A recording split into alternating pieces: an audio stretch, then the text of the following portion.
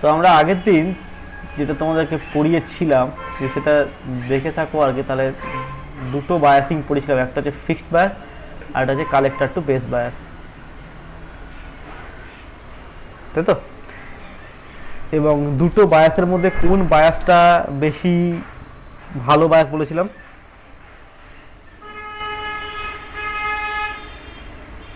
Answer answer. একটু বেশ বেশ। Collector to base bias. কি করে বুঝেছিলাম? আমরা এসটা ক্যালকুলেশন করেছিলাম, তাই তো? স্টেবিলিটি ফ্যাক্টরে এসটা ক্যালকুলেশন করেছিলাম, এস এর মান যার কম হবে সে বায়াস তত বেশি ভালো হবে। বেশ, আজকে আমরা পড়বো হচ্ছে সেলফ বায়াস।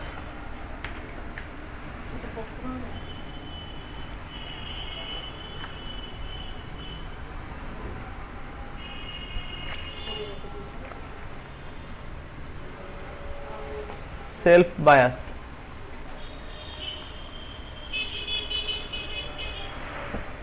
আচ্ছা, সেলফ বায়াসটা পড়তে গেলে আমি তোমাদেরকে আগের দিন একটু থেভনিনটাকে দেখতে বলেছিলাম, নিশ্চয়ই সবাই দেখেছো।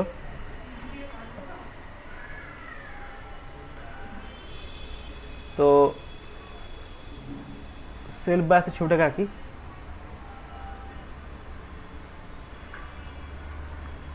কি পার্থক্য ছবিটা সেটাকে বুঝতে হবে। এই হচ্ছে আমার ট্রানজিস্টারটা,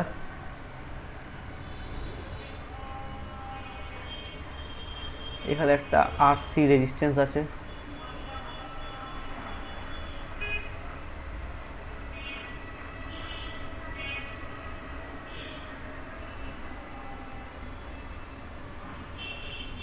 এই প্রথম একটা এমিটারের সঙ্গে একটা রেজিস্ট্যান্স লাগাচ্ছি, তার সঙ্গে প্যারালালি একটা ক্যাপাসিটার লাগাচ্ছি এবং এই সার্কিটটাকে রিভার্স বায়াসে কানেক্ট করছি। যেটা সব থেকে আলাদা জিনিস সেটা হচ্ছে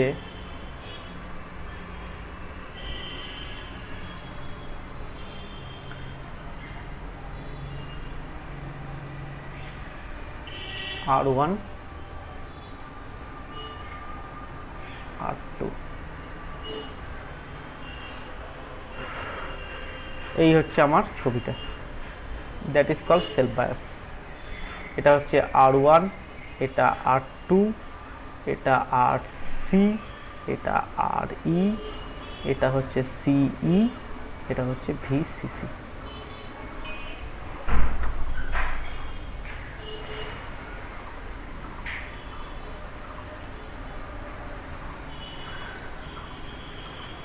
R1 R2 RC RE CE VCC।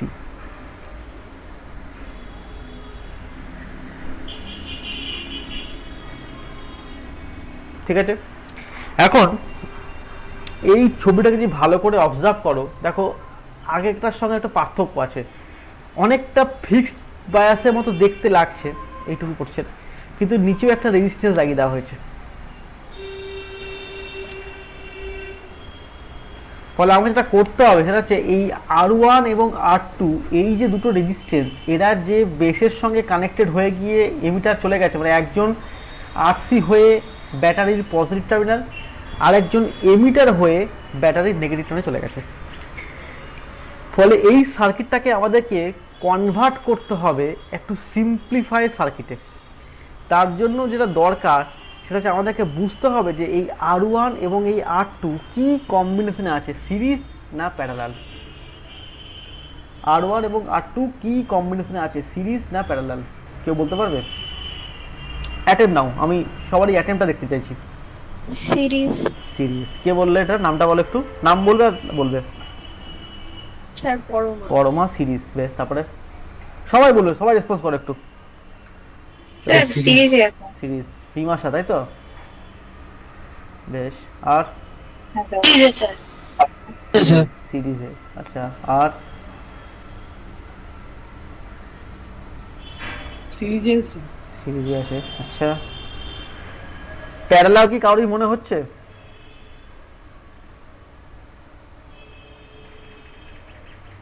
Parallel কি কারোরই, একজন কি প্যারালাল মনে হচ্ছে না সেটা প্যারালাল?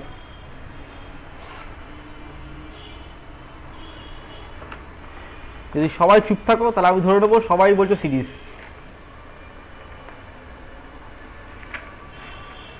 তাই তো? সবাই সিরিজ? বেশ, তোমরা যতই সবাই সিরিজ বলো, আমি কিন্তু বলবো প্যারালাল। 32 জন স্টুডেন্ট যদি সিরিজও বলে, আমি একাই বলবো প্যারালাল, এবং আমারটাই ঠিক হবে। প্রশ্নটা কেন প্যারালাল? এই প্যারালালটা বোঝাটা সত্যি একটু difficult for the very first time of this circuit. তাদের সেটাকে একটু ভাঙতে হবে। এই ভাঙার কাজটা করছি আমি। কি করছি দেখো, প্রথমেই আমি আচ্ছা একটা যদি বলো, যদি আমার কোনো সার্কিটের সিরিজ থাকে, সিরিজ সার্কিটের মধ্যে কারেন্টটা কি আলাদা হয় না আলাদা হয়, মানে এক হয়? ধরো R1 R2 আছে, এখানে কি I1 কারেন্ট, এখানে কি I2 কারেন্ট হবে, না দুটোই সমান হবে? কি হবে? দুটোই সমান। দুটোই সমান কারেন্ট। I1 = I2 হবে। আমি তাই লিখেছি, এটা এটা ঠিক তো? মানে সিরিজ হলে এটাই হওয়া উচিত, তাই তো?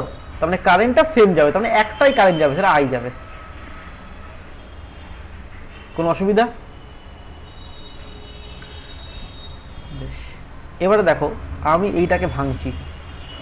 এই আমার ট্রানজিস্টার, এই আমার কালেক্টর, এই আমার এমিটার, এটা যা আছে থাক, একটা রেজিস্ট্যান্স আছে থাকলো, এখানে একটা RC চলে গেছে, এটা দরকার নেই আঁকার, আমি তাহলে এইটুকু আঁকছি। ভালো করে বুঝে দেখো কি করতে চাইছি আমি। এই R1 এর একটা প্রান্ত কোথায় কানেক্টেড? বেসের সঙ্গে কানেক্টেড। তারপরে আমি R1 এর একটা প্রান্তকে লাগালাম বেসের সঙ্গে। ভালো করে আমার কথাগুলো শোনো। R1 এর একটা, আমি যদি নাম দিই, যেটা হচ্ছে A প্রান্ত, এটা হচ্ছে B প্রান্ত, এটা হচ্ছে C প্রান্ত, তাহলে R1 এর কোন প্রান্তটা বেসের সঙ্গে কানেক্টেড? B প্রান্তটা। তার মানে এটা আমার B প্রান্তটা। কোনো ভুল আছে? কোথাও বুঝতে সমস্যা? রেসপন্স করো, রেসপন্স করো, চুপচাপ থেকো না। হ্যাঁ হলে বলো, না হলে সেটাও বলো। এইটুকু বুঝতে কার সমস্যা আছে? আমি যদি এটাকে A প্রান্ত বলি, এটা যদি B প্রান্ত বলি, তাহলে B প্রান্ত বেসের সঙ্গে কানেক্টেড, আর A প্রান্তটাকে আমি পরে লাগাচ্ছি, সেটা হচ্ছে ব্যাটারির প্লাসের সঙ্গে কানেক্টেড।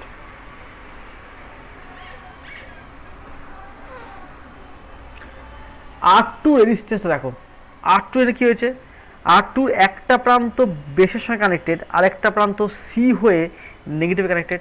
তার মানে একটা প্রান্ত বেসের সঙ্গে কানেক্টেড, আর একটা প্রান্ত হচ্ছে C, যেটা কিনা ব্যাটারির নেগেটিভের সঙ্গে কানেক্টেড। এই ছবিটাকে শুধু আমি R1 আর R2টাকে আঁকার চেষ্টা করছি, আরই ফাড়ি এখন ভুলে যাও। তুমি খালি বলো যে এই ABC এর যে ছবিটা, সেটা এই ছবিটাকে আমি যে অ্যারো দিয়ে এঁকেছি, এইটুকু বোঝা গেল কিনা বলো। হ্যাঁ স্যার। ক্লিয়ার? সবার কাছে ক্লিয়ার? না এখনো কারো ডাউট আছে? বেশ, এবারে তোমরা আমাকে বলো, এখন এই R1 আর R2 এর মধ্যে কি একই কারেন্ট যাবে না আলাদা কারেন্ট যাচ্ছে? আলাদা। ঠিক। তাহলে R1 আর R2 যদি আলাদা কারেন্ট যায়, তার মানে সেটা কি কম্বিনেশন হয়? এখান থেকে I যাচ্ছিল, এখান থেকে I1 চলে গেল, তাহলে এখান থেকে গেলে কত? I - I1 কারেন্ট গেল, তাহলে I1 আর I1 আলাদা কারেন্ট যাচ্ছে। তাহলে দুটো রেজিস্ট্যান্সের মধ্যে যদি আলাদা কারেন্ট ফ্লো করে, তাহলে সেই রেজিস্ট্যান্স গুলো কি কম্বিনেশন থাকে? সিরিজ না প্যারালাল? প্যারালাল।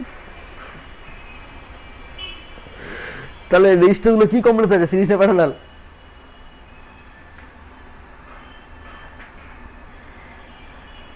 প্যারালাল। প্যারালাল। তার মানে এতক্ষণ ধরে যেটাকে তোমরা সিরিজ ভাবছিলে, তোমাদের দোষ ছিল না, কারণ তোমরা একদম ফ্ল্যাট হিসেব করেছিলে R1 R2টাকে। কিন্তু ব্যাপারটা তা নয়। এইখানেই হচ্ছে থেভনিনের কাজটা। থেভনিন যেটা বলতে চাইছে, সেটা হচ্ছে সবসময় তোমাকে কমন পয়েন্ট আর ব্যাটারির প্লাস মাইনাসকে মাথায় রেখে হিসেব করতে হবে। রেজিস্ট্যান্স গুলো সিরিজের মতো দেখতে লাগছে বলে তারা সিরিজ হয়েছে তা কিন্তু বলা যাবে না। এটা হচ্ছে প্রথম কাজ। তাহলে আমাকে বলো, এই দুটো রেজিস্ট্যান্স যদি প্যারালাল কম্বিনেশনে থাকে তাহলে এদের ইকুইভ্যালেন্ট রেজিস্ট্যান্স কি হবে?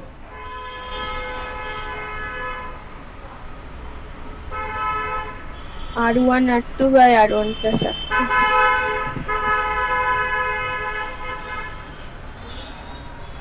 এইটাকেই আমরা বলবো থেভনিন রেজিস্ট্যান্স, RTH। আর যে কথাটা আমি বলতে চলেছি সব থেকে ইম্পর্টেন্ট কথা, যে কোনো প্যারালাল সার্কিটের জন্য কথাটা সত্যি।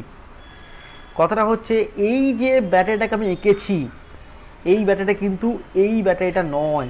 হ্যাঁ, তার ডাইমেনশনটা সেম, কারণ আমরা কমন এমিটার মোডে যে দুটো ব্যাটারি ইউজ করতাম, ভালো করে মন দিয়ে শুনবে, কমন এমিটার মোডে আমরা দুখানা ব্যাটারি ইউজ করেছিলাম, একটা হচ্ছে VBB, একটা হচ্ছে VCC। মনে পড়ছে? একটা VBB, একটা VCC, একদম ছবি দেখে নাও এই যে VBB VCC। এখন বলো তো, কমন এমিটার মোড আর কমন বেসের মধ্যে VCC, VBB আর VE এর মধ্যে কি ডিফারেন্স ছিল?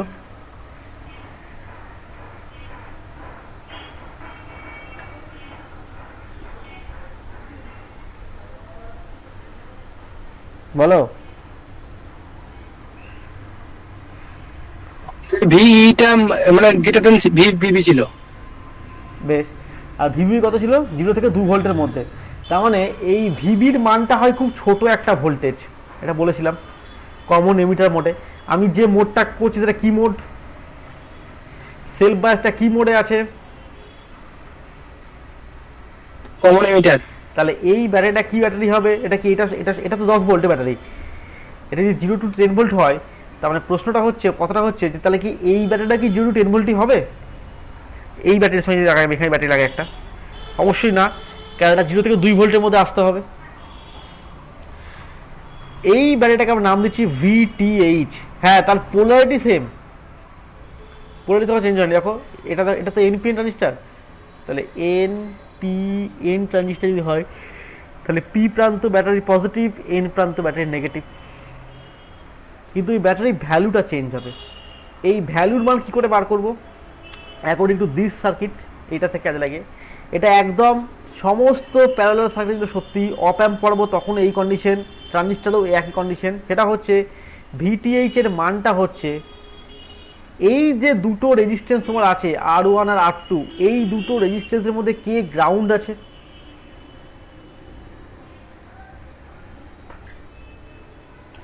R1 এবং R2, R1 এবং R2 এর মধ্যে কে গ্রাউন্ড আছে?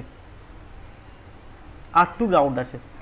বেশ, যে রেজিস্ট্যান্সটা গ্রাউন্ড থাকবে সেই resistance into total voltage, that is VCC, divided by total রেজিস্ট্যান্সের যোগফল, দ্যাট ইজ দ্য ফর্মুলা।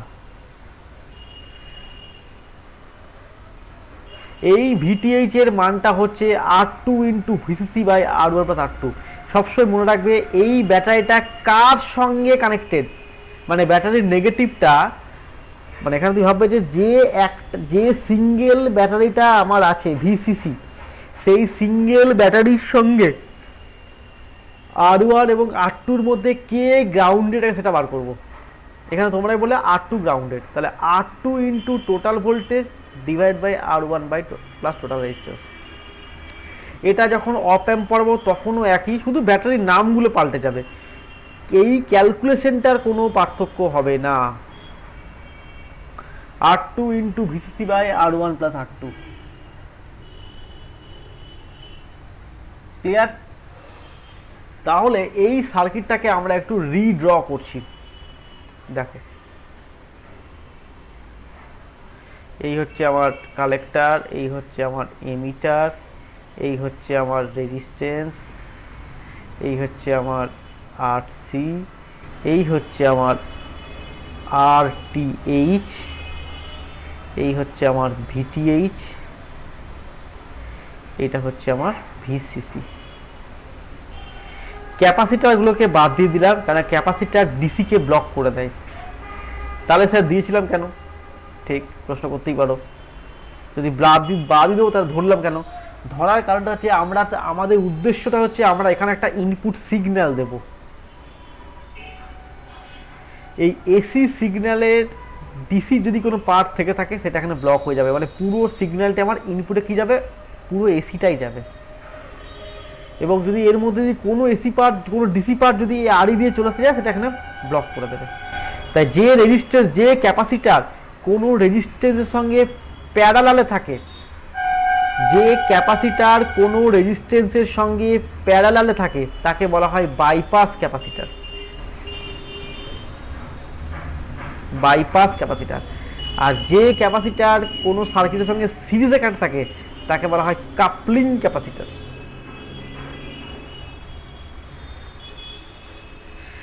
কি বললাম? যে ক্যাপাসিটার কোনো রেজিস্ট্যান্সের সঙ্গে প্যারালালে থাকে সেটা হচ্ছে বাইপাস ক্যাপাসিটার, আর যেটা সিরিজে থাকে তাকে বলা হয় কাপলিং ক্যাপাসিটার। ক্যাপাসিটারের কাজটা হচ্ছে ডিসিটাকে ব্লক করে দেওয়া। তাই আমরা যখন ইনপুট সিগন্যাল দেব, সেই ইনপুট সিগন্যালের মধ্যে যদি কোনো ডিসি ফ্যাক্টর থেকে থাকে, কারণ আমরা রিপিল ফ্যাক্টর পড়েছি, কেউ পিওর ডিসি হয় না, বেশি পিওর এসি হয় না, তার সঙ্গে সামান্য পরিমাণ ডিসি মিক্সড আপ থাকবেই। সেই জন্য রিপিল ফ্যাক্টরের মান বাড়া কমা করে, 0.482 হয় ফুল ওয়েভের ক্ষেত্রে, ওটা 1.21 না কত হয়েছে সেটা হচ্ছে তোমার হাফ ওয়েভের ক্ষেত্রে। ওই ভ্যালুগুলো কি ইমপ্লাই করে বলেছিলাম যে কতটা ডিসি আছে এসির মধ্যে। তার মানে যদি কোনো ডিসি পার্ট থেকে থাকে সেটা এখানে ব্লক হয়ে যাবে। যদি এটা ফেল করে কোনো কারণে সাইকেল চলেও যায় তাহলে এখানে সেটা আবার ব্লক হবে। ফলে আমি আউটপুট যখন মাপবো তখন আমি কোনো ডিসি পাবো না, পুরোটাই এসি পাবো, কিন্তু সেটা সিগন্যাল দেওয়ার পরে। আমার আজকের টপিকটা সিগন্যাল নিয়ে ডিল করার কথা নয়, আজকে আমার কথা হচ্ছে বায়াসিংটা পড়া। যখন আমি সিগন্যাল দিয়ে অ্যাম্পলিফায়ার বানাবো, অর্থাৎ আমরা এর পরের স্টেজে যখন যাব, যে আজকে আমাদের কাজ হচ্ছে অ্যাম্পলিফায়ারটা কোথায় বানাবো, কোন কিউ পয়েন্টে বানাবো। আজকে কিউ পয়েন্টে কথা বলবো। পরের যে ক্লাসগুলো হবে তখন বলবো এই সিগন্যালটা কি করে গেইন করতে পারে, তখন সিগন্যাল হবে। কিন্তু আমরা সিগন্যালটাকে মাথায় রাখছি বলে আমরা ক্যাপাসিটরটাকে দিয়ে রাখছি। তাহলে অ্যাকচুয়ালি এখন যদি আমি শুধু সেলফ ব্যাস বলতাম, আমার এখানে ক্যাপাসিটরটা না রাখলেও কোনো ক্ষতি হতো না। কিন্তু আমরা পরবর্তীকালে যখন ইনপুট সিগন্যাল দিয়ে যখন একে অ্যাম্পলিফায়ার বানানোর চেষ্টা করব তখন ক্যাপাসিটর দেবো, তখন তোমাদের মনে প্রশ্ন আসতে পারে যে আগের দিন দেননি আজকে দিচ্ছেন কেন। তার কারণটা হচ্ছে আগের দিন দিনই, আগের দিন না দেওয়ার কারণটা হচ্ছে যে আগের দিন আমরা এই সিগন্যাল নিয়ে আমরা ডিল করছি না, আমরা করছি যে আজকে কোথায় অ্যাম্পলিফায়ারটা বানাবো। তার উপরে একবার বানানো সেট হয়ে গেলে সেইখানে আমরা ইনপুট সিগন্যাল দেবো আর আমরা গেইন মাপতে শুরু করবো। তো সেইটা বার করতে গিয়ে আমরা কিছু জিনিস এক্সট্রা বলে রাখছি যে ক্যাপাসিটার দুটো দরকার হয়ে থাকে, কিন্তু এইখানে আর এই সার্কিটে আমাদের ক্যাপাসিটার এখন দরকার নেই। হলো, তাহলে এটা হচ্ছে ভিটিএইচ, এটা হচ্ছে আরটিএইচ, এটা আরসি, এটা ভিসি। তাই এখন এই সার্কিটটা খুব ইজিয়েস্ট একটা সার্কিট হয়ে গেল, খুব সিম্পল একটা সার্কিট, যার আরটিএইচ এর মান তুমি জানো, যার ভিটিএইচ এর মান তুমি জানো। তারপরে তুমি যদি R1 এবং R2 ভ্যালু জানো তাহলে তুমি খুব সহজেই ভিটিএইচ এর ভ্যালু বার করতে পারবে। ক্লিয়ার? এতটা পর্যন্ত কারোর কোনো সমস্যা আছে কিনা এবার দেখে নাও। এতটা পর্যন্ত কারোর কোনো সমস্যা আছে?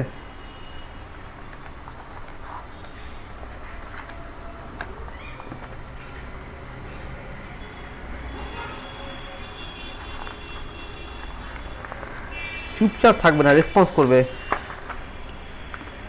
চুপ থাকাটা আমার খুব বিরক্তি লাগে। বলো, শুনতে পেলাম না।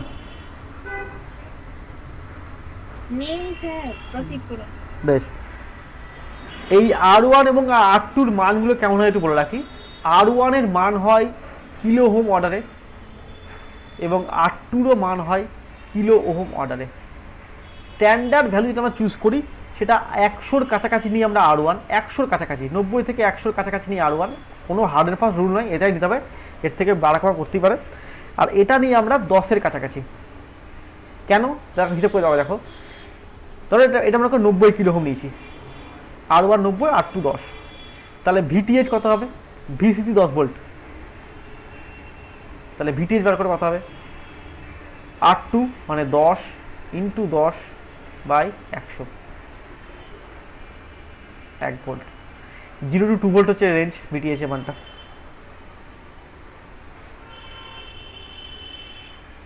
বোঝা গেছে? তার মানে আমি যদি কিছু 12 ভোল্ট করে দিতাম তাহলে 10 ইন্টু 12/100, তার মানে একটা শূন্য কাটতো 1.2 ভোল্ট হতো।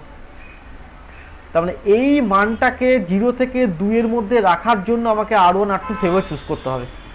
সেটা মনে রাখার জন্য বলেছি R1 এর মানটা বড় নিতে হয়, R2 এর মানটাকে ছোট নিতে হয়। হ্যাঁ, তাহলে কি R1 কে 80 নিলাম, R2 কে 10 নিলাম, হবে না? হ্যাঁ, তাও হবে। তবে আমরা চেষ্টা করি একটু মানে হিসেবটা কেমন করা যাতে 10 ফস থাকলে কাটাকাটিটা খুব সহজে করা যায়। এটা 0 থেকে 2 ভোল্টও রাখতে হবে, যদি 1 ভোল্ট রাখো আরো ভালো, কোনো সমস্যা নেই। হ্যাঁ, ঠিক আছে। তো এইটা হচ্ছে তাদের ভ্যালু, R1 এর মান একটু বড় হবে, R1 is greater than R2, এটা হচ্ছে কন্ডিশন, এটা মানতেই হবে, এটা মেনে চলতে হবে। বেশ, এবার আমরা কারেন্টের ডিরেকশনগুলোকে আঁকবো। কারেন্টটা কি? এটা বেস, ধরো এখানে আইবি কারেন্ট যাচ্ছে, এখান থেকে আইসি কারেন্ট আসছে, তাহলে এখান থেকে কত যাবে? আইবি প্লাস আইসি যাবে, সেটাকে তুমি আইই কারেন্ট বলতে পারো। তাহলে ভিটিএইচ কত হবে বলো? এক্সপ্রেশন দেখো লিখছি, আমি না বুঝতে পারলে বলবে। IB into RTH plus VBE plus IB plus IC into RE. বলো, কে বুঝতে পারলে না?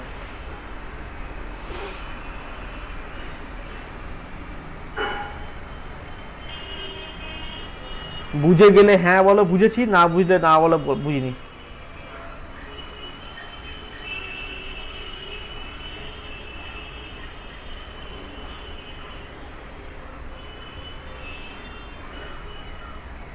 বলো, রেসপন্স করো, চুপচাপ থাকবে না।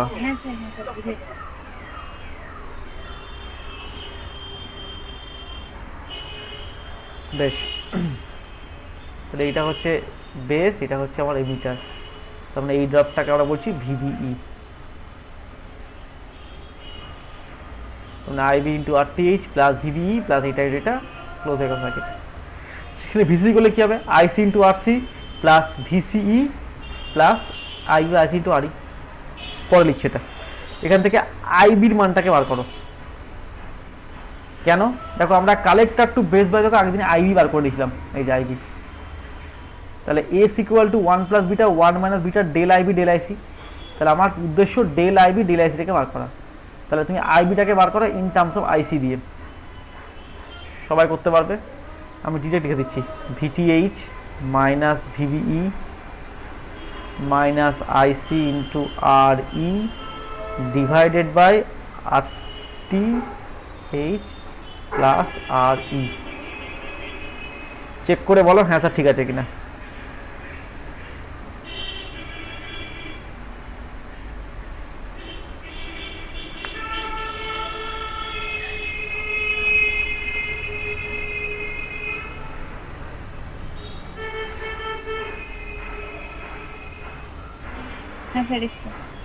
তাহলে del IB del IC bar করে নাও।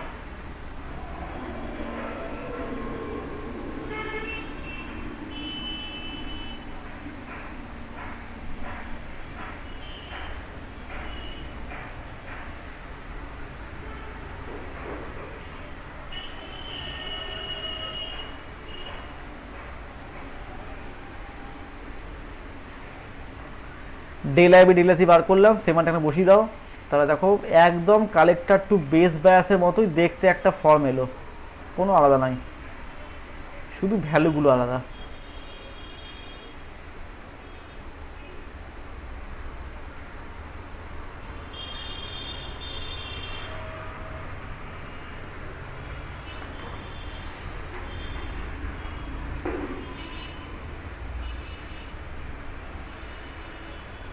এসছে এটা স্বাভাবিক।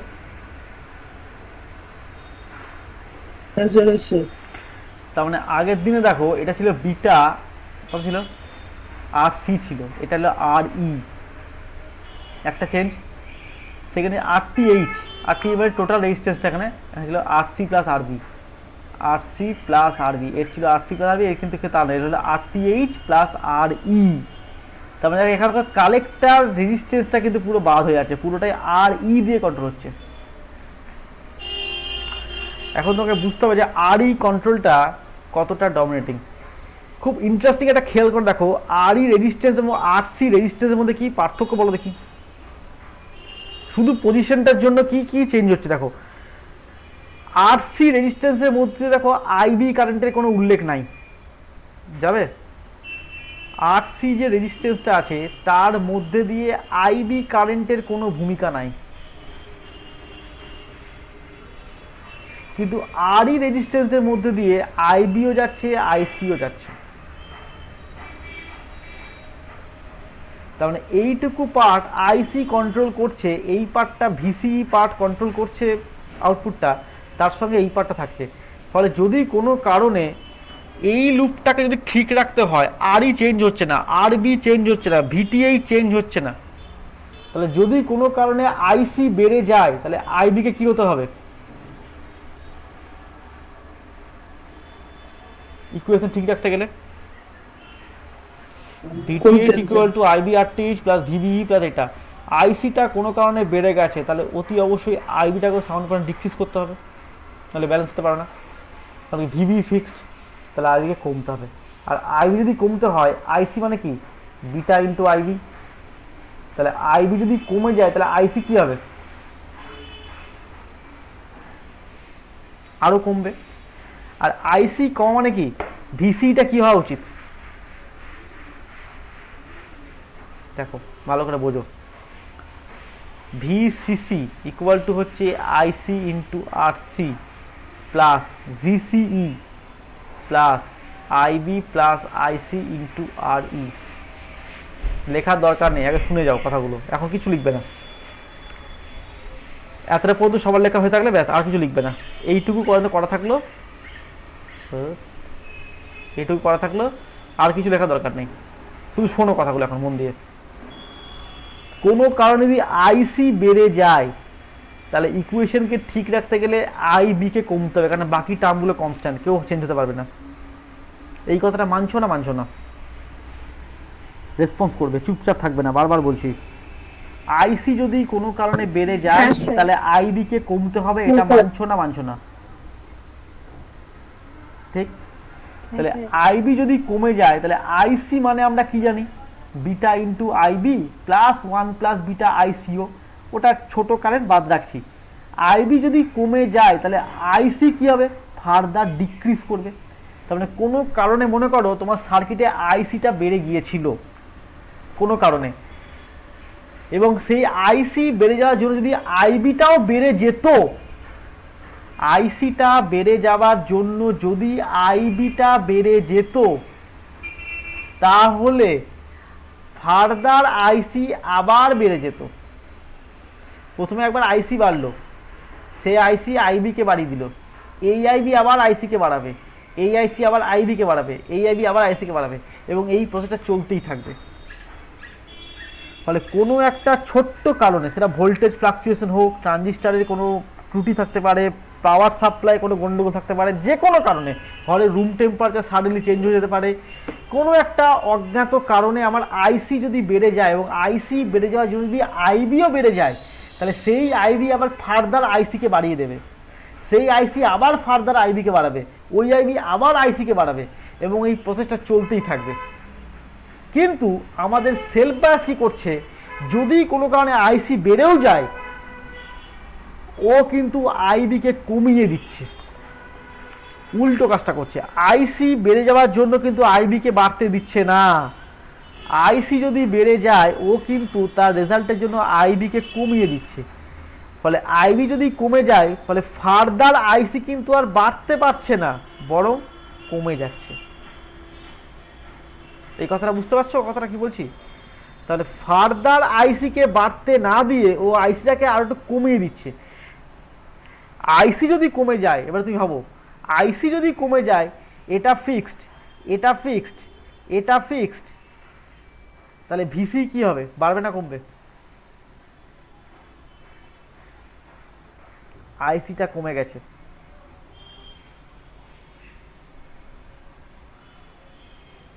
স্যার বাড়বে। ভিসি মানে কি, কালেক্টর এমিটার ভোল্টেজ, এটাই তোমার আউটপুট। তাহলে যদি কোনো কারণে আমার আইসি বেড়ে যায়, আইসি বাড়ার জন্য আইবি কমবে, সেই আইবি আইসিকে বাড়তে দেবে না, ফলে আইসি আরো কমে যাবে। আইসি কমে যাবে, ভিসি কি হবে, বেড়ে যাবে। তার মানে আউটপুট ভোল্টেজ কি হলো, বেড়ে গেল। আমার কথাটা কি বোঝা গেল না বোঝা গেল না? স্যার একবার বলুন।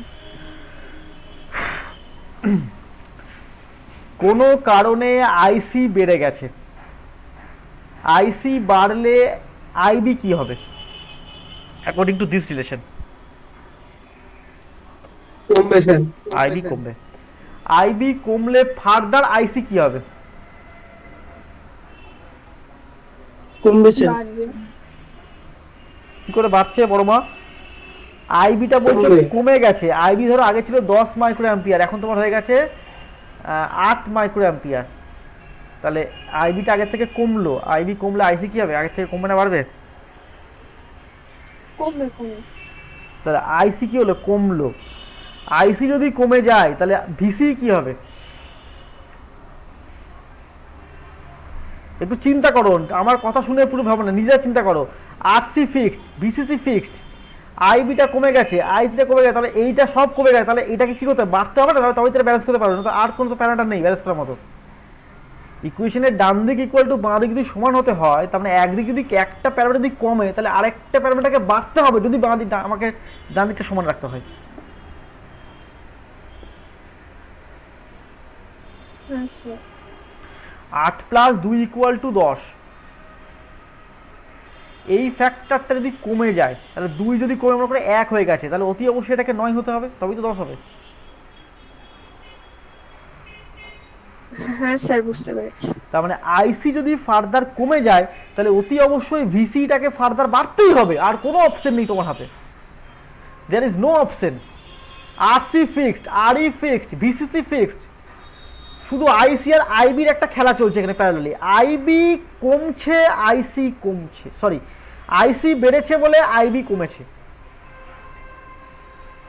এখান থেকে আইসি বেড়েছে বলে আইবি কমেছে।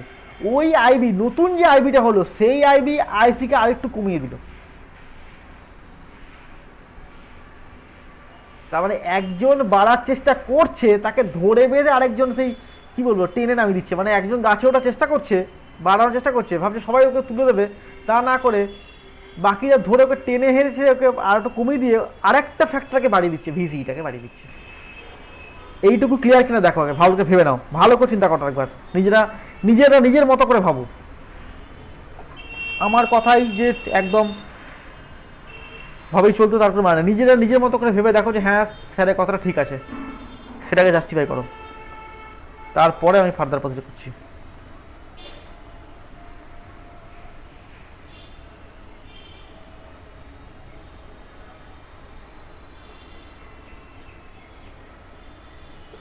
হ্যাঁ স্যার বুঝতে পেরেছি। ভেরি গুড, চলো নেক্সট স্টেপ। এবার আমি এটাকে লিখছি, এবার তোমরা এটাকেই ভালো করে লিখছি যে IC into RC plus VCE plus IC plus IB into R E equal to VCC. ওটাকে এই আগেরটাকে লিখেছি ঘুরিয়ে ফিরিয়ে। দ্যাট ইমপ্লাইজ আইসিটা কমন নিলাম, RC plus R E, mathematics আমি কিছু বলছি না, বুঝতে না পারলে বলবে, জিজ্ঞেস করবে। IB into R E plus VCE equal to VCC. IC এবং আইবি কারেন্টের মধ্যে কোন কারেন্টটা বড় আর কোনটা ছোট কারেন্ট? অনেকবার বলা হয়েছে। আইসি আইসি মাছ কি আইসিটা কি বড় না ছোট?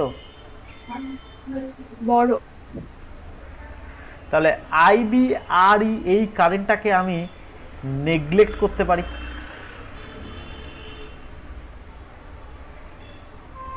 ছোট কারেন্ট তো, মাইক্রো অ্যাম্পিয়ার কারেন্ট। তাহলে আমি কি দাঁড়ালো, তাহলে আমার দাঁড়ালো হচ্ছে ভিসিই ইকুয়াল টু দাঁড়ালো হচ্ছে VCC minus IC into RC plus R ই।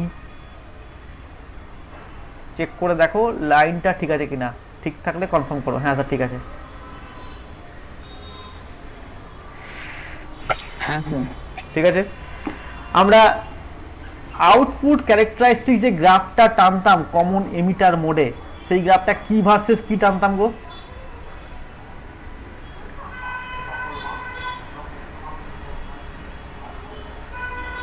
কমন এমিটার আইসি ভার্সেস আইসি ভার্সেস আইসি, ভিসিসি ভার্সেস আইসি। ভিসিই ভার্সেস আইসি, ঠিক বলেছে? ঠিক বলেছে, ভেরি গুড। আমরা বিজোড় সংখ্যা দিয়ে লাইন টানতাম, সেটাই টানছি।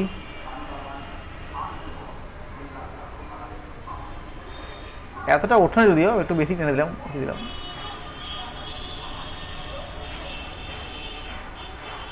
এখন আমাকে একটা ডিসি লোড লাইন টানতে হবে। ভিসির মান ম্যাক্সিমাম কত হতে পারে? ভিসির মান ম্যাক্সিমাম কত হতে পারে যদি আইসিটা 0 হয়? ভিসিসি, তার মানে আমি যদি আইসিটাকে 0 প্লট করি, আইসি ইকুয়াল টু 0 মানে কোন অ্যাক্সিসটা গো আমার? Sir Y, sir X X X. IC 0 কোন অ্যাক্সিস? তোর ওয়াই অ্যাক্সিস। মারবো গাঁটটা, মারবো গাঁটটা। VC Y X axis। Axis কে বললো? আর আমি বললাম কি করে, কেন বললে? আইসি 0, এই পয়েন্টে আইসি কত? এই অরিজিনাল আইসি কত? 0। এখানে আইসি কত? ওখানে 0। এখানে কত? ও আচ্ছা আচ্ছা, হ্যাঁ এখানে কত?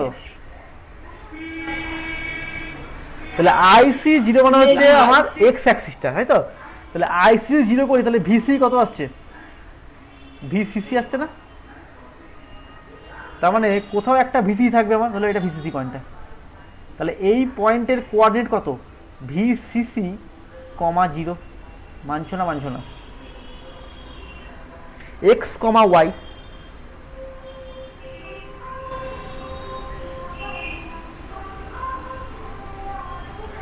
ভিসিসির মান তো একটা ফিক্সড, 10 ভোল্ট 12 ভোল্ট কিছু একটা ফিক্সড করেছো তুমি।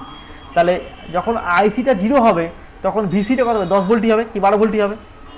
তাহলে 10 ভোল্ট বা যদি 0 ভোল্ট 1 ভোল্ট 2 ভোল্ট কোথাও 10 ভোল্ট থাকবে, সেই পয়েন্টটাই বলছে 10 ভোল্ট 12 ভোল্ট, এটা ভিসিসি। তাহলে এই পয়েন্টের কোঅর্ডিনেট কত? X, Y, VCC, 0। হবে না? হবে না? এটা বুঝতে না পারলে গাঁটটা খাবে, এটা বুঝতে না গাঁটটা খাবে। আচ্ছা, সিমিলারলি এইখানে এই অ্যাক্সিস বরাবর কে 0 বলো তো? ওয়াই অ্যাক্সিস কে 0? ওয়াই অ্যাক্সিস বরাবর কে 0? ভিসি। তাহলে ভিসিটা কত? 0 পুট করো একবার, তাহলে কত হচ্ছে বলো? 0 equal to VCC minus IC into RC plus RE. তাহলে এখান থেকে আমি আইসিটাকে বার করে নিই, ভিসিসি বাই আরসি প্লাস আরই। এটা মানে কি? তার মানে এখানে কোনো একটা কোঅর্ডিনেট পেলাম আমি, যার কোঅর্ডিনেট কত? X, Y. তাহলে এক্স হচ্ছে 0, ওয়াই হচ্ছে এটা, ভিসিসি বাই আরসি প্লাস আরই। তোমার যদি ভ্যালুগুলো প্রপার জানা থাকে, RC value, RE value, VC value, তাহলে তুমি একটা পয়েন্টই পাবে 0, সেই পয়েন্টটা পাবে না?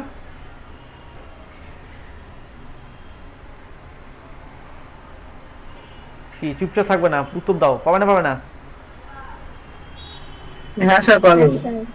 তাহলে এই একটা পয়েন্ট পেলাম আর এই একটা পয়েন্ট পেলাম, এই পয়েন্টটাকে, দুটো পয়েন্টকে নিয়ে আমি একটা লাইন ড্র করলাম।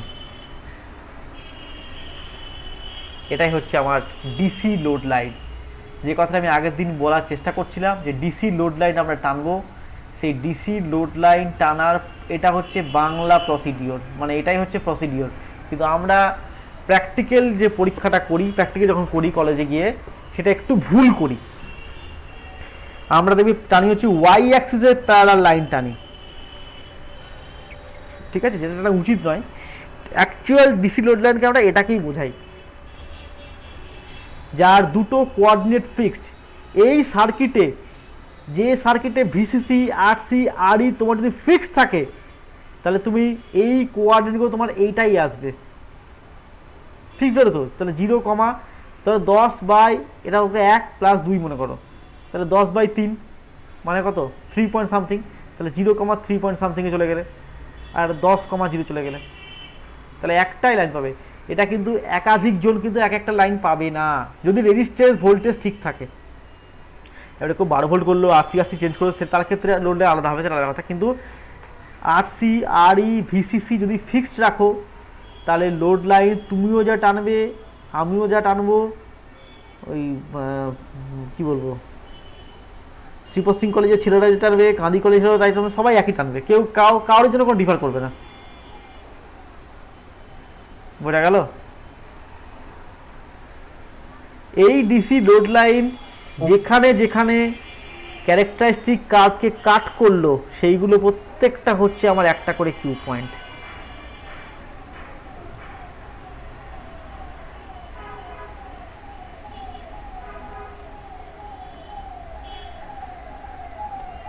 নিচ থেকে আমরা শুরু করি, এটাকে বলে কিউ ওয়ান, কিউ টু, এটা কিউ থ্রি, এটা কিউ ফোর, এটা কিউ ফাইভ।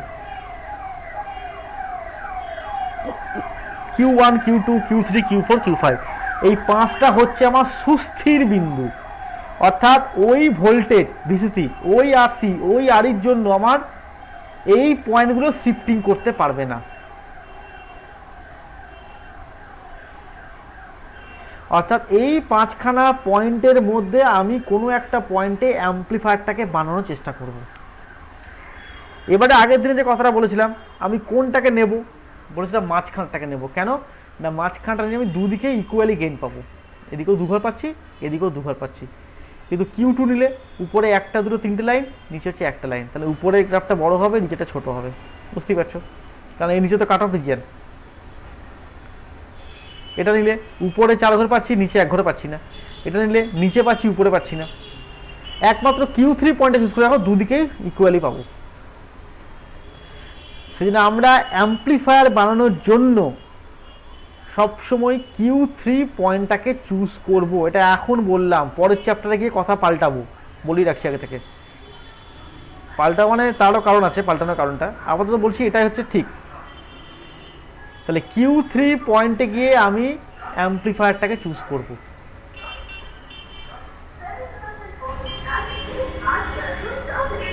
এইটুকু বোঝা গেল না গেল না?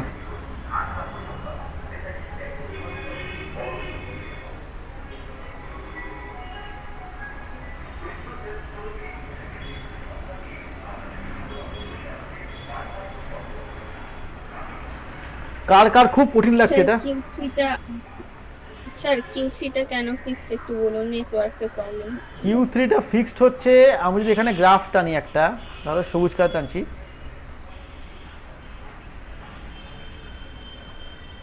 তাহলে কিউ থ্রিটাকে রেফারেন্স লাইন করে উপরে কভার গেছে, উপরে কটা লাইন আছে, এটা রেফারেন্স লাইন ধরো, উপরে কটা লাইন আছে, দুটো। নিচে কটা আছে,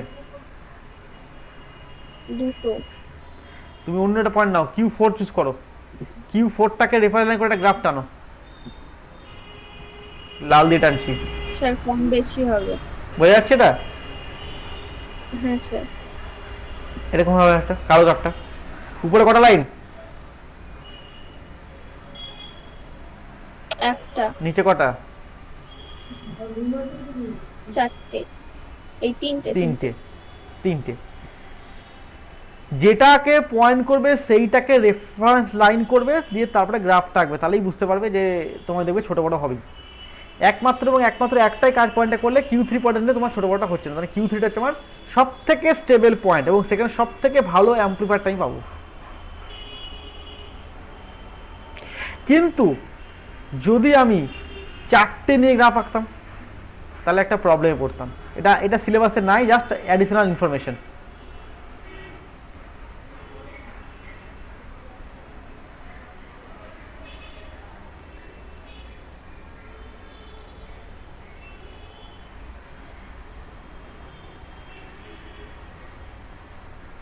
একই পথে লোড লাইন টানলাম, তাহলে এটা Q four, Q three, Q two, Q one, কোন পয়েন্টে চুজ করবে গো?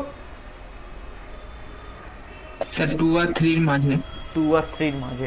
কথাটা হচ্ছে না? তাহলে তোমার যদি প্রশ্ন করে কিউ পয়েন্ট কি এই পয়েন্টের বাইরেও থাকতে পারে, মানে যেখানে কাট করছিলেন তার বাইরে থাকতে পারে, উত্তর হচ্ছে হ্যাঁ থাকতে পারে। সে একটা ইভেন নাম্বারে কার্ভ হলে, অড নাম্বার কার্ভে কিন্তু থাকবে না। এই জিনিসটা পাবে হচ্ছে, বইয়ের বলে দিচ্ছি পেজ নাম্বার, সিলেবাসে নেই যদি তোমাদের, এটা আবারও তাও একটু বলে রাখি, দেখিয়ে রাখি জায়গাটা। পেজ নাম্বার 149, চট্টোপাধ্যায় রক্ষিত, পেজ নাম্বার 149।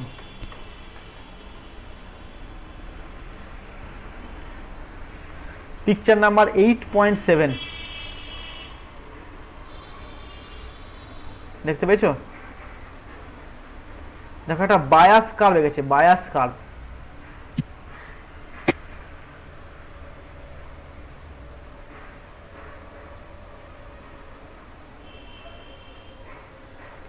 দেখতে পেয়েছো ওটা? হ্যাঁ স্যার দেখতে পেয়েছি। ওই বায়াস কার্ভটা দেখো ডিসি লোড লাইনকে যেখানে কাট করেছে সেইটাকে কিউ পয়েন্ট বলেছে। তো এই বায়াস কার্ভ টানা একটা খুব ঝঞ্ঝাট প্রসেস, মানে সেটাকে এসি সার্কিট বুঝতে হবে।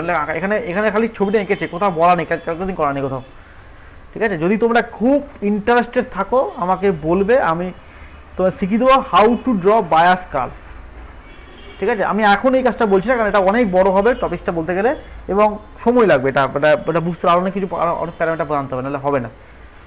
ফলে এটা করা যায় না তা নয়, যায়, সেটা দেখালাম, কিন্তু অরিজিনাল ছবিটা হচ্ছে আমরা সবসময় অড নাম্বার দিয়ে টানবো। পেজ নাম্বার 144, পেজ নাম্বার 144 দেখো ছবিটাকে এঁকেছে, Q3টাকে করে এঁকেছে দেখো। এরা অ্যাকচুয়ালি উপরটাকে Q1 বলেছে, আমরা নিচটাকে Q1 বলি, ঠিক আছে? আমরা নিচটাকেই বলি আর কি, উপরটাকে বলা ঠিক না, ভুল কিছু না, সবগুলোই কিউ পয়েন্ট যদিও। এরা বইয়ের উপর থেকে Q1 করেছে, আমি নিচ থেকে বলছি, নিচ থেকেটাই অ্যাকচুয়ালি ম্যালভিনো বই নিচ থেকেই করা আছে, ম্যালভিনোটা ফলো করলাম। ওই ফিক্সটা তো মিডলেই থাকবে, যায় যেখান থেকেই করে নেব। অবশ্যই অবশ্যই অবশ্যই ফিক্সড হয়ে যাবে। নামটা এদিক ওদিক করেছে একটু, Q1 Q2 Q3 উপরে করেছে, কিছু না, ঠিক আছে? তাহলে ডিসি লোড লাইন টানা শিখলে কারো কোনো সমস্যা আছে কিনা বলো? ডিসি লোড লাইন টানতে কারো কোনো সমস্যা আছে? যদি সমস্যা না থাকে তাহলে চলে এসো page number 184, page 184, problem number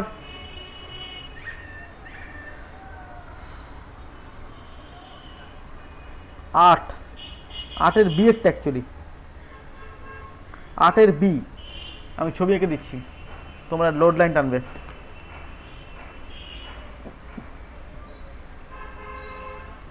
sir page নাম্বারটা একবার বলুন। 184,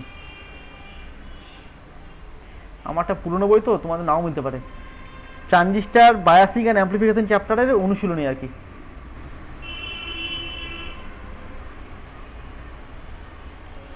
কয়েকটা প্রবলেম এক্সট্রা ঢুকেছে, তোমার আর কিছু হয়নি, খুব বেশি চেঞ্জ হয়নি।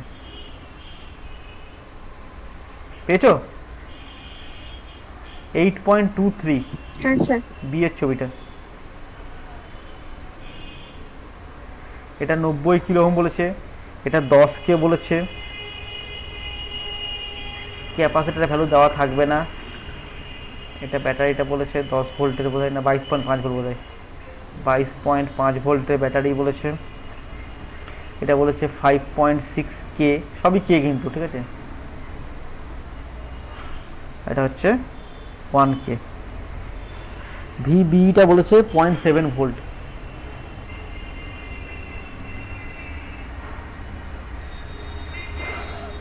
ব্যাস। তোমাদেরকে ভিসিই আর আইসি ওইটাতে বার করতে হবে, বড় অঙ্কটা দেখি।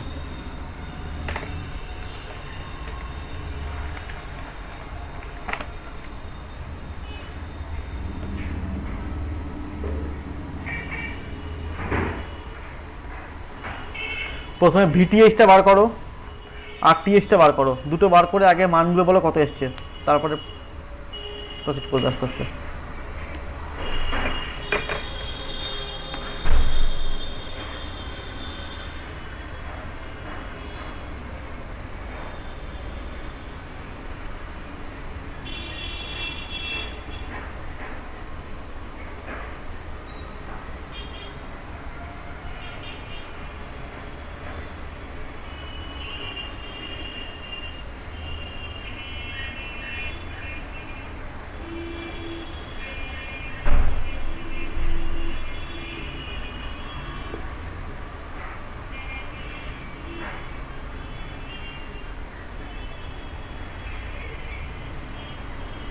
বলো, এতক্ষণ শুনে কথা না। RTF এর কত স্টেপ? হ্যাঁ হ্যাঁ হ্যাঁ, RTH ভিটিএইচ ভিটিএইচ বিশেষ কত? 2.23 3 না 25? কি করে 3 আছে? 10? লাস্টে ওটা 5 লিখেছেন? হ্যাঁ 22.5। ও তাহলে 2.25 আর RTH করছি স্যার। মুখে মুখে হবে।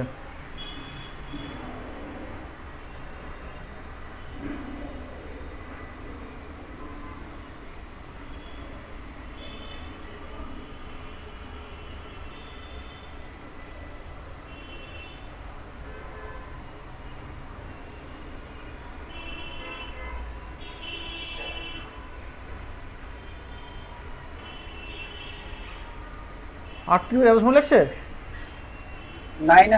9 কে এটা এত মুখে মুখে হচ্ছে। 90 ইন্টু 10 বাই 90 প্লাস 10, 900 বাই 100।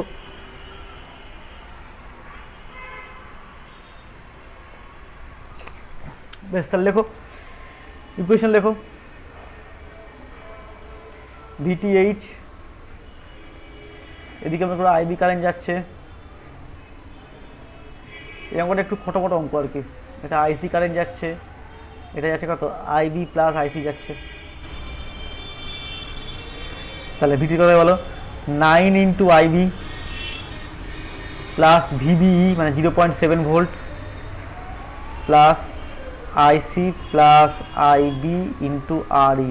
এখানে আরেকটা ভ্যালু লাগবে, বিটা লাগবে। বিটা করে দেওয়া আছে, দেখো তো, বিটা 100 দেওয়া আছে। তাহলে VT 2.25, 9 IB plus 0.7 plus IC হচ্ছে বিটা IB, তাহলে IB কমন নিলাম। বিটা 1 প্লাস বিটা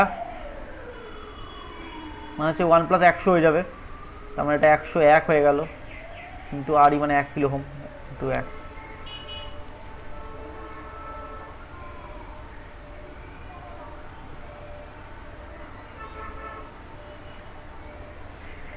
বিটা কি 100 না 50?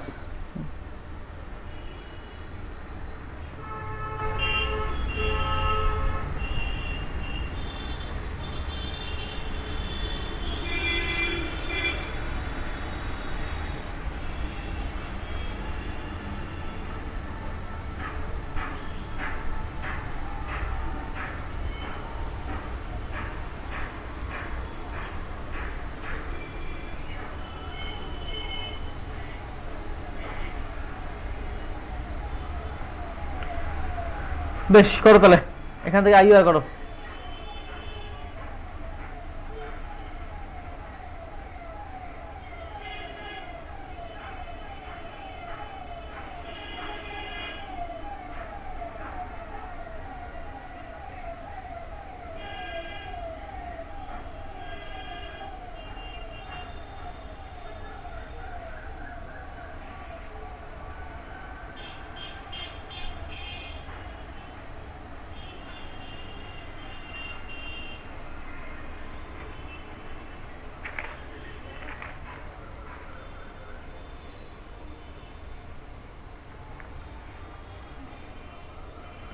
কত চাইবি? 0.014 0.014। বেশ, IB আসছে 0.014।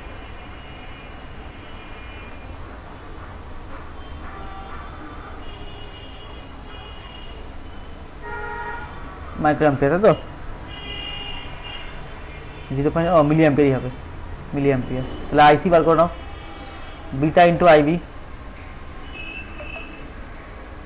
তাহলে বিটা কত? 100 ইন্টু 0.014 কত আসছে বলো? 1.4 মিলি অ্যাম্পিয়ার। মিলেছে উত্তর? 1.41 আছে, দেখো IC টা।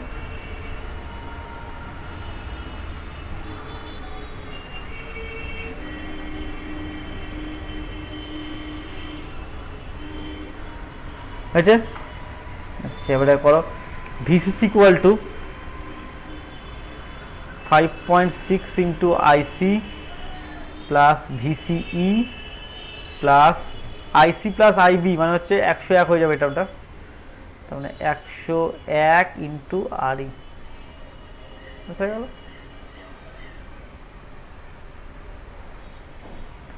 আইসির মান তুমি জেনে গেছো 1.4, ভিসিসির মান তুমি জানো 22.5, তাহলে এখান থেকে আর মান জানো 1, তাহলে ভিসি পেয়ে যাবে এখান থেকে।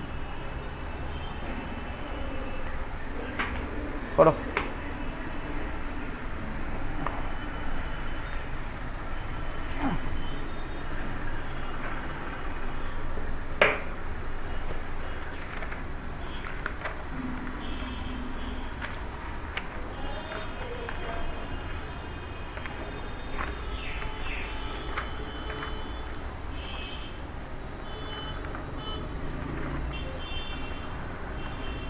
এসছে?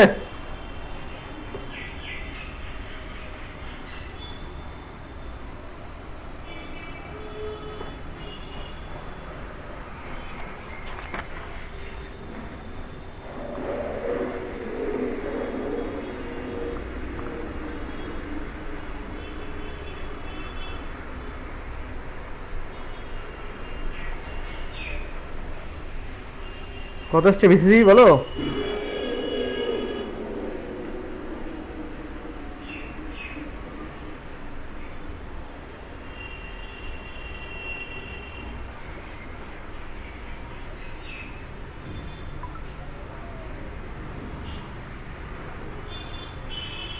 এত সময় নিলে হয়? 13.2। কত উত্তর মেরেছে?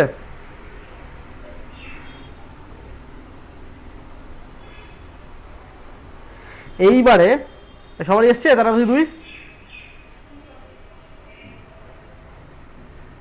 সবারই এসছে? হয়েছে। স্যার ভিসিটা কত হবে বললেন আরেকবার বলুন। ভিসিটা তো বার করতে হবে। ও ও ভিসিসি 22.5 দেওয়া আছে, আইসি তুমি বার করলে 1.4, আইসি প্লাস আই মানে 101, আরই মানে 1, তাহলে ভিসি কত আসবে বেরিয়ে যাবে না? হ্যাঁ স্যার হ্যাঁ স্যার। বসাও বের করো। বেশ, এইবারে তোমাদেরকে একটা বাড়ি কাজ দিচ্ছি। Page number 183, problem number 2। দেখো ডেটা পেটা সব একই আছে, শুধু বিটাটা 55 করেছে, কিন্তু উত্তর দেখো পুরো আলাদা। আইসি আছে 1.31 আর ভিসি হচ্ছে 13.8। এটা কিন্তু কিউ পয়েন্টে বার করতে তোমাকে, ফাইন্ড দ্য কিউ পয়েন্ট। আগেরটা কিন্তু কিউ পয়েন্ট ছিল না। এবার তোমাকে আগে ডিসি লোড লাইন টানতে হবে, মানে এখানে এক্সট্রা অঙ্কটা এক্সট্রা করবে হচ্ছে ডিসি লোড লাইনে টানবে, তারপরে তোমাকে বার করতে হবে এই কোয়ার্ডিনেটটা। বাড়ি কাজ দিলাম, এটা ভালো করে আগে থিওরিটা পড়ে করবে। তুমি আগে করবে হচ্ছে এটার এই কোয়ার্ডিনেট, এই কটা বার করবে, ডিসি লোড লাইন টানবে, তারপরে তার এই কিউ পয়েন্টে ভিসিই আর আইসিটা বার করবে। এইটা এখন কিউ পয়েন্টে, মাঝখানে কিউ পয়েন্ট নেবো আমরা, তাহলে মাঝখানে পয়েন্টটা করতে হবে। স্যার এটা গ্রাফে করতে হবে? গ্রাফে করবে, গ্রাফে টানবে একবার, অঙ্কটা করে দেখবে উত্তর মিলবে না, আইসি ভিসি আসবে না, দেখবে অন্য আসবে আইসিটা। আমি করেছি অঙ্কটা, প্রথমে আইসি করে তুমি পাবে হচ্ছে 1.265 পাবে, কিন্তু আইসিটা 3.41 আসবে ইয়ে থেকে, মানে ইয়ে থেকে 1.315 আসবে, যেটা উত্তর আছে সেটা আসবে। সেটা আনতে গেলে তোমাকে এটা খানিক খাটতে হবে, সেটা করতে লাগে থিওরিটাকে পড়ো, পড়ে অঙ্কটা প্রসিড করবে। বোঝা গেছে? প্রবলেম নাম্বার 1 আর 2 দুটো করে বাড়িতে, 1 আর 2, 183 পেজের 1 আর 2, ব্যাস আর কিছু করতে হবে না আপাতত।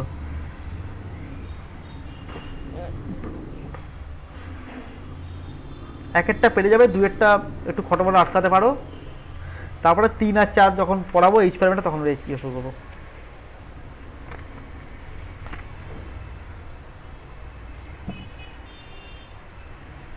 হয়েছে? সেলফ বায়াস শেষ, বায়াসিং শেষ।